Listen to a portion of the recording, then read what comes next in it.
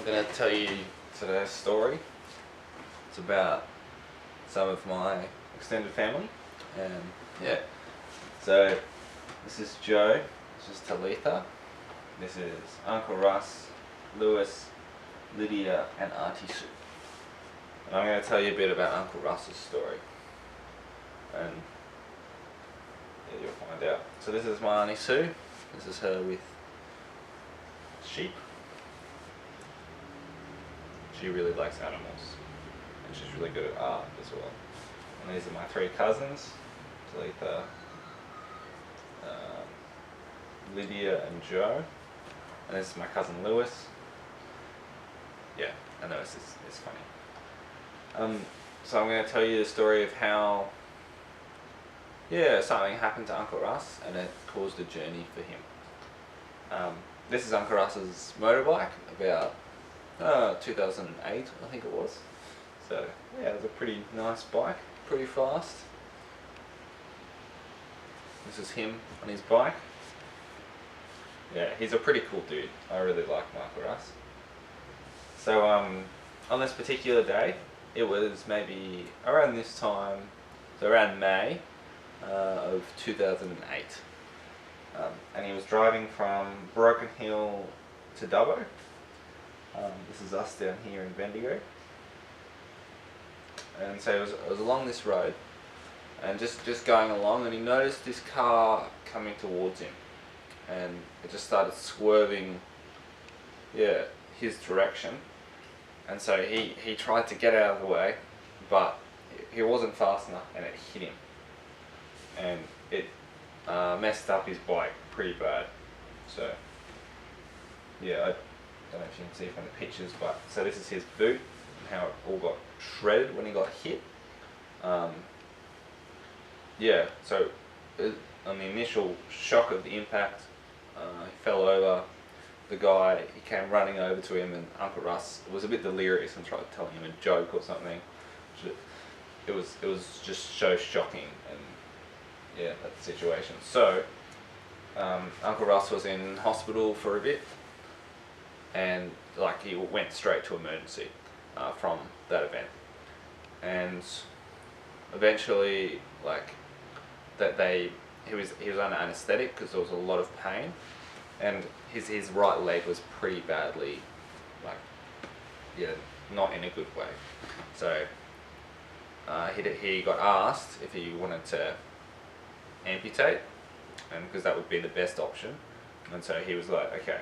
So he got his leg amputated, cut off, and then he had to learn how to walk again. So the rehabilitation process. And so that was pretty hard for him, learning to get used to life without a leg, because it's just something you sort of use every day, and it's just something really normal.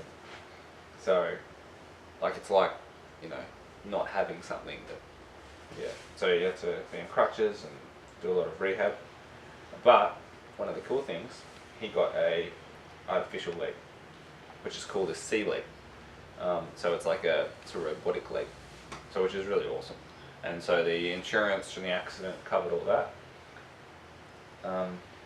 And so something in Uncle Russ's journey he had to grasp with was this guy that hit him, and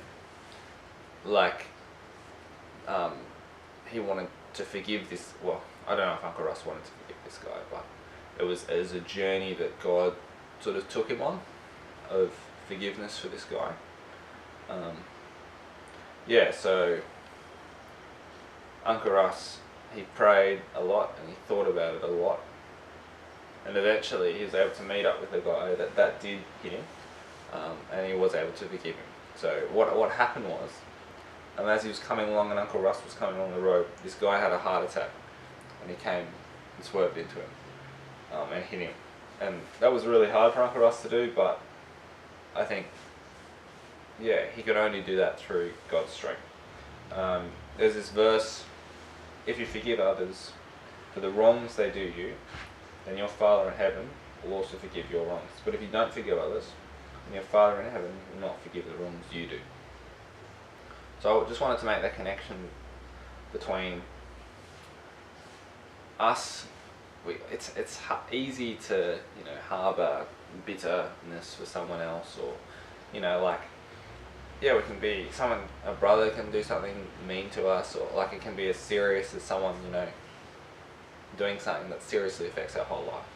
But if we can't bring ourselves to forgive, even when it's really hard, I don't think God is going to forgive us. I think it's something about being open to what God's wanting to do in us, and maybe in the other person as well. This is just a bit of lyrics from U2.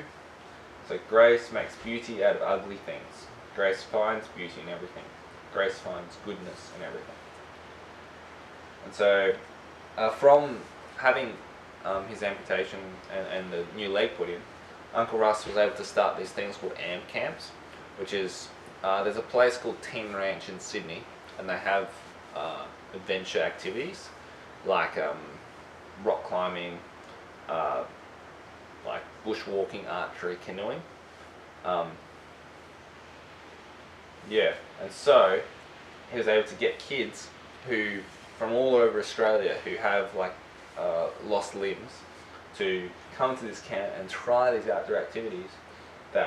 So like you can see that the rock, this is the log wall at Teen Ranch, or the rock wall, or the high ropes course, and kids get to try these activities.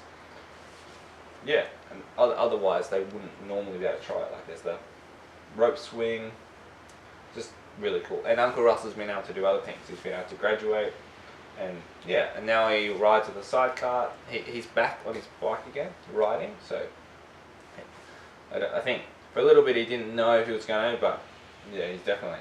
And here's just a little sort of thought to finish. It's better to light one candle than to curse the darkness. So this is a little prayer. Lord Jesus Christ, this world is full of things that don't make much sense, but your love makes a lot of sense. Please forgive me for ignoring you. Today I want you to have in me. So now, by your grace, I'll follow you and make a difference for you till we meet in heaven. Amen. Cool. And that's the story of Uncle Russ. So I'd encourage you to think about forgiveness and think about who are you not forgiving in your life, and maybe think, how can you be forgiving those around you? Thanks.